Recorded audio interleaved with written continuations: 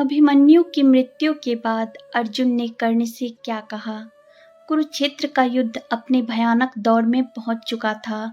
चारों ओर केवल रक्त, धूल, चीखें और विनाश दिखाई दे रहे थे। लेकिन युद्ध का 13वां दिन इतिहास में एक ऐसा दिन के रूप में दर्ज होने वाला था जिसे सुनकर आज भी लोगों की आंखें नम हो जाती है। उस दिन वीर अभिमन्यु ने अकेले चक्रव्यूह में प्रवेश किया था और कौरवों के महारथियों ने मिलकर उसका वध कर दिया था। जब यह समाचार अर्जुन तक पहुंचा तब उनके हृदय में ऐसा तूफान उठा जिसने पूरे कुरुक्षेत्र को हिला दिया। और उसी रात अर्जुन ने कर्ण को लेकर ऐसी प्रतिज्ञा और ऐसे शब्द कहे जिन्हें सुनकर कौरव शिविर तक कांप उठा। उस दिन अर्जुन युद्ध भूमि के दूसरे छोर पर संसप्तकों से युद्ध कर रहे थे। द्रोणाचार्य ने अवसर देखकर चक्रव्यूह की रचना की। पांडव सेना में केवल अर्जुन और श्री कृष्ण ही चक्रव्यूह को पूरी तरह भेदना जानते थे, लेकिन वे वहां उपस्थित नहीं थे। तब युवा अभिमन्यु आगे आया। उसने कहा, मामा, मैं चक्रव्यूह में प्रवेश करना चाहता हूँ, लेकिन उससे बाहर निकलना नहीं जानता। युधिष्ठिर ने कहा, वत्स, तुम केवल प्रवेश करो, हम सब तुम्हारे पीछे रहेंगे। अभिमन्यु ने रथ दौड़ा दिया। वह बिजली की तरह चक्रव्यूह में घुस गया। उसके पीछे भीम, सात्यकी और अन्य योद्धा बढ़े, लेकिन जयद्रथ ने उन्हें रोक दिया। अब चक्रव्यूह के भीतर अकेला अभिमन्यु था और सामने द्रोणाचार्य, कर्ण, कृपाचार्य, अश्वत्थामा, कृतवर्मा, दुशासन और अनेक महारथी खड़े थे। लेकिन अभिमन्यु डरा नहीं। उसने एक के बाद एक योद्धाओं को परास्त करना शुरू कर दिया। उसके बाणों की गति देखकर स्वयं द्रोणाचार्य भी आश्चर्यचकित थे। कर्ण कई बार उसके सामने आया, लेकिन अभिमन्यु ने उसे पीछे हटने पर मजबूर कर दिया। कौरव सेना में हाहाकार मच गया। दुर्योधन का पुत्र लक्ष्मण भी अभिमन्यु के हाथों मारा गया। यह देखकर दुर्योधन क्रोध से पागल हो उठा। उसने आदेश दिया कि किसी भी कीमत पर अभिमन्यु को रोका जाए। तब युद्ध के नियम तोड़ दिए गए। कई महारथी एक साथ एक किशोर योद्धा पर टूट पड़े। कर्ण ने पीछे से उसके धनुष की प्रत्यंचा काट दी। द्रोणाचार्य ने दूसरा धनुष तोड़ दिया। कृपाचार्य और कृतवर्मा ने उसके घोड़ों को मार डाला। अश्वत्थामा ने उसके सारथी को मार गिराया। अब भी अभिमन्यु नहीं रुका। उसने तलवार उठाई, फिर गदा उठाई। अकेला योद्धा 7 महारथियों से लड़ रहा था। अंततः दुशासन के पुत्र ने गदा से प्रहार किया और अभिमन्यु धरती पर गिर पड़ा। इस प्रकार युद्ध के नियमों का उल्लंघन करके वीर अभिमन्यु का वध कर दिया गया।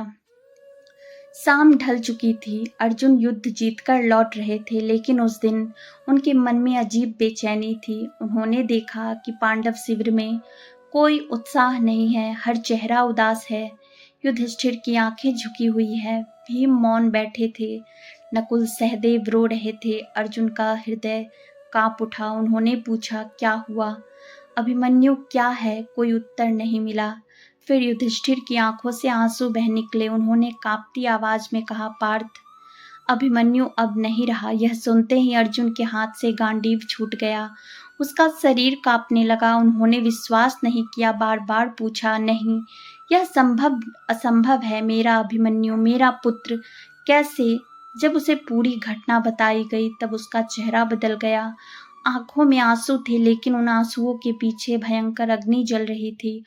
उन्होंने सुना कि कैसे 7 महारथियों ने मिलकर अभिमन्यु को घेरा था, कैसे कर्ण ने पीछे से उसका धनुष तोड़ा था, कैसे युद्ध के नियमों को रौंदा गया था।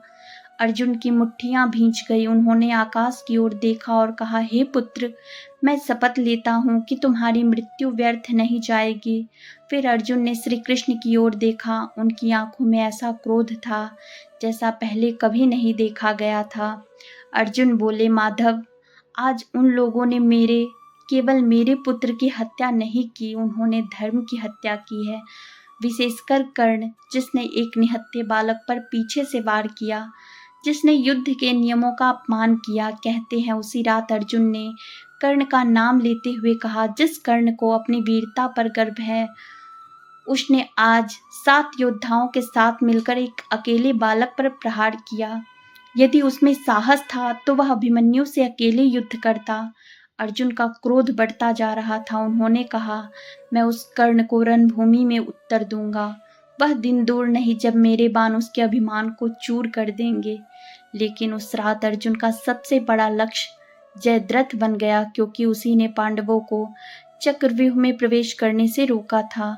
अर्जुन ने प्रतिज्ञा की, यदि कल सूर्यास्त से पहले मैं जयद्रथ का वध न कर सका तो स्वयं अग्नि में प्रवेश कर प्राण त्याग दूंगा। यह प्रतिज्ञा सुनकर पृथ्वी कांप उठी। कौरव शिविर में भय फैल गया। दुर्योधन, कर्ण और द्रोणाचार्य जानते थे कि अर्जुन जब प्रतिज्ञा करता है तो उसे पूरा करके ही दम लेता है। उस रात कर्ण भी सो नहीं सका। वह जानता था कि अभिमन्यु के वध में उसकी भूमिका रही है। वह जानता था कि अब अर्जुन का क्रोध अग्नि बन चुका है। अगले दिन पूरा युद्ध अर्जुन और जयद्रथ के इर्द गिर्द घूमता रहा। कर्ण बार बार अर्जुन का मार्ग रोकने आया। दोनों के बीच भीषण युद्ध हुआ। बाणों की वर्षा होने लगी, लेकिन अर्जुन की आंखों में केवल अपने पुत्र की छवि थी। हर बार जब कर्ण सामने आता अर्जुन को अभिमन्यु की याद आती। उसे याद आता कि कैसे उनके पुत्र को घेर कर मारा गया था। यही स्मृति उसके बाणों को और भी प्रचंड बना देती। अंततः श्री कृष्ण की रणनीति और अर्जुन की प्रतिज्ञा के बल पर जयद्रथ का वध हुआ। लेकिन अर्जुन के हृदय का घाव अभी भी नहीं भरा था। दिन बीतते गए और युद्ध अपने अंतिम चरण में पहुंच गया। फिर वह क्षण आया जब अर्जुन और कर्ण आमने सामने खड़े थे।